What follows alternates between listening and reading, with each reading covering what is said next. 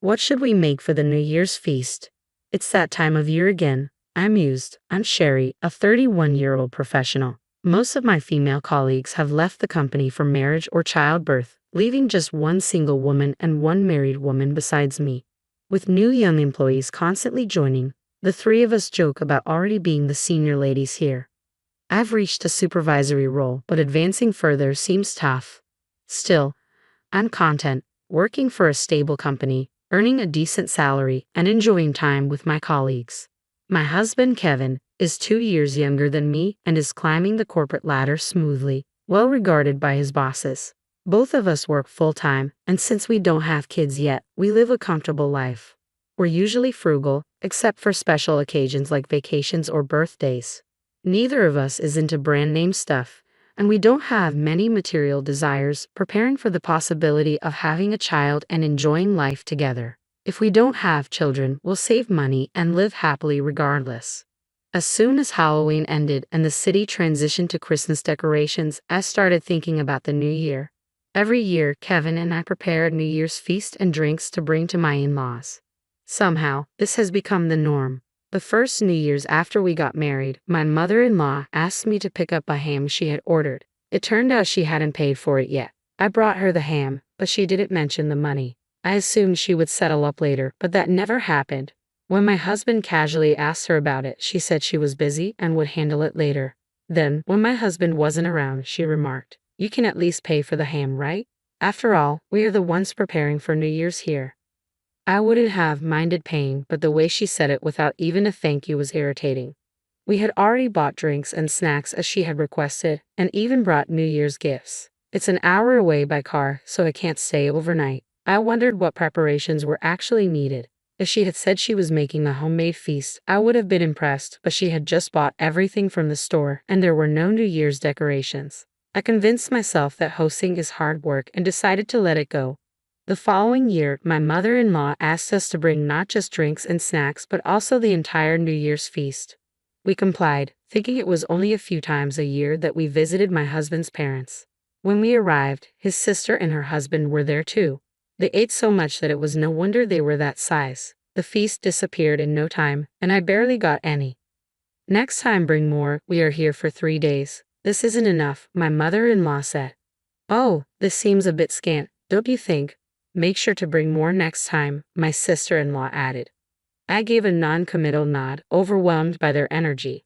My husband gave me an apologetic look. You see, my sister-in-law and her husband never bring gifts when they visit, not even for New Year's. They gulp down drinks like water, never even bringing a can of beer, and don't give anything to our parents or us. On the contrary, I always prepare New Year's gifts for my in-laws and my sister-in-law's family. According to my husband, his mom has always spoiled my sister-in-law, taking her everywhere and buying her anything she wanted. Maybe that's why they think they don't need to bring anything. I'm also surprised at how nonchalant my brother-in-law can be about it. They relax without bringing a gift, indulge in the food and drinks we prepared, and don't offer to help clean up. I couldn't imagine being so inconsiderate, and my husband would certainly offer to help if we were at my parents' house. "Just relax and sit," my mom would say. But I appreciate my husband's willingness when he asks, "Is there anything I can do?" Last New Year's, we received a shipment of crabs from relatives in Alaska. Knowing there was too much for just us, we brought some to my in-laws, where it became an instant hit. "You've really outdone yourself, sis. This crab is amazing," exclaimed my sister-in-law, ecstatic, anticipating they would devour most of it. I brought the crabs still in their shells. Peeling crabs is a skill I've honed since childhood. My relatives used to send them to my parents.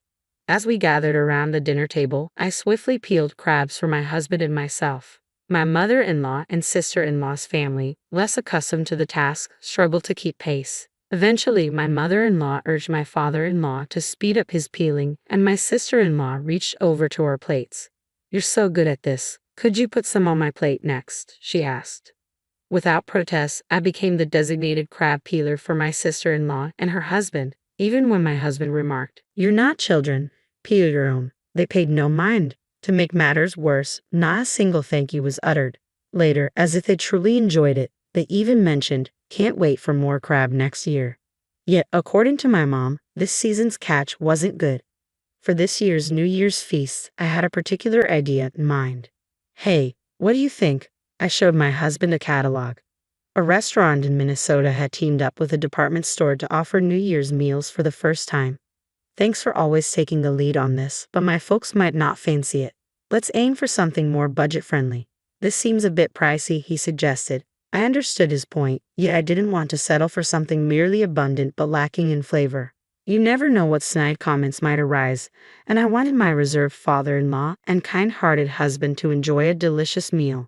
Despite my frustrations with my mother-in-law and sister-in-law, it was New Year's, after all.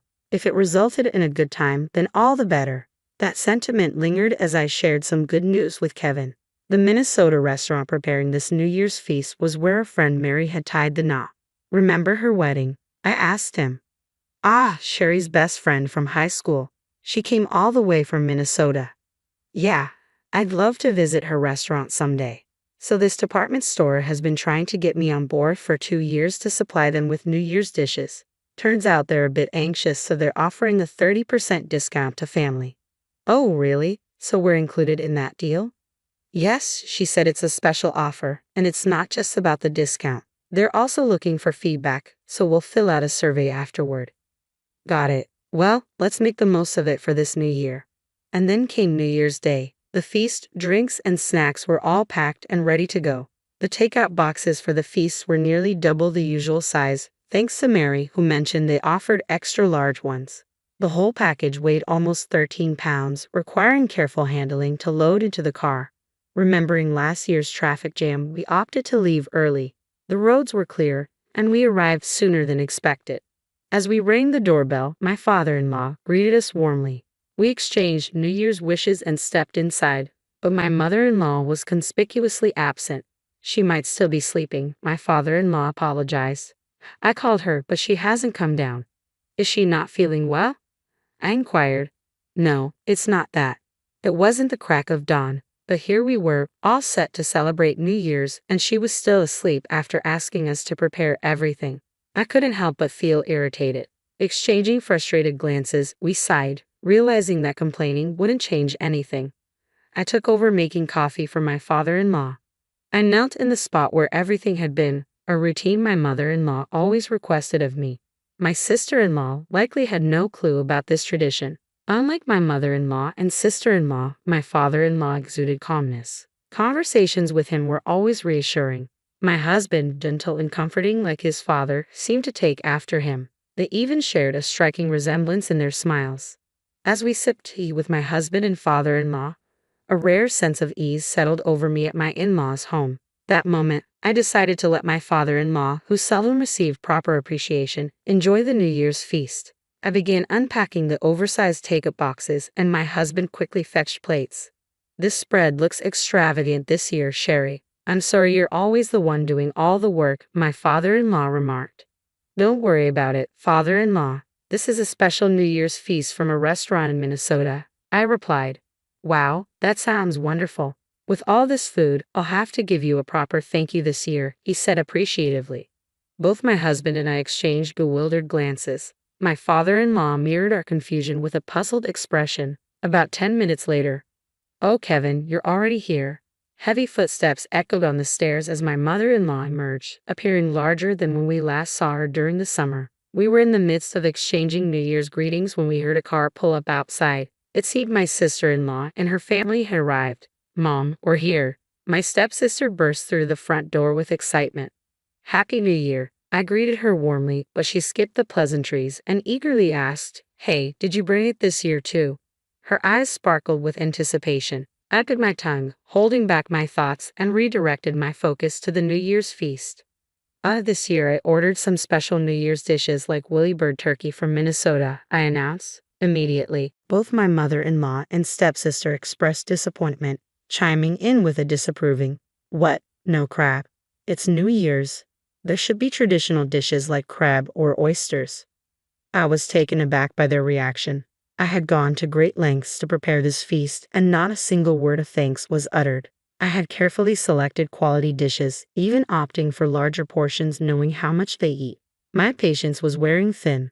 Remembering my earlier conversation with my father-in-law, I was about to respond when my sister-in-law casually sat down and started eating from the plate I had set aside for him. Well, I'll taste test it for now, she remarked. Her husband joining her. Was basic etiquette a foreign concept to these people? Let's dig in. It looks delicious. My mother-in-law joined in eagerly. This roast turkey is amazing. And look at the size of that lobster. Not bad at all, she added as they quickly devoured the food. Dad, Sherry, let's eat too, my husband suggested, sensing my tension. I took a deep breath and decided to stay calm. My father-in-law hadn't started eating yet, and I wanted him to enjoy the meal before it disappeared. I also looked forward to sharing our impressions with our close friend Mary. Just as I reached for the roast turkey, my stepsister swooped in and snatched it away. Hey, I exclaimed, frustrated. I had reminded her countless times not to take other people's food, but it seemed she never learned. Well, I don't think so. Are you hungry too, sister-in-law? But I'm definitely not sharing this turkey. You broke your promise to bring crab, so it's only fair, I remarked firmly, feeling a sudden resolve. My mother-in-law chuckled along, oblivious to the tension building. Snap, something inside me shattered. Really? Is that how it is? Enough. I decided then and there that I wouldn't cater to these people anymore. Just as I was about to act, my husband's voice cut through the air, rare in its intensity. Enough is enough. Startled by his firm tone, my sister-in-law hesitated momentarily. Let's go, Sherry, he continued, beginning to pack up the oversized take-out boxes. He methodically transferred the food from the large serving plates back into their original containers, and I quietly followed suit. Well, what's going on? What are you two doing? My sister-in-law and mother-in-law began to panic, but it was too late. As I closed the lids of the take-out boxes and placed them in a bag, my husband started gathering the drinks and snacks he had brought. We hadn't planned this, but our teamwork was seamless. All that remained was to load everything into the car. Turning around with a smile, I calmly stated, well, we're heading back to our parents' house. We won't be spending holidays or New Year here anymore. What? My mother-in-law and sister-in-law were taken aback. That's how it is, Dad. I'll keep in touch, my father-in-law nodded silently.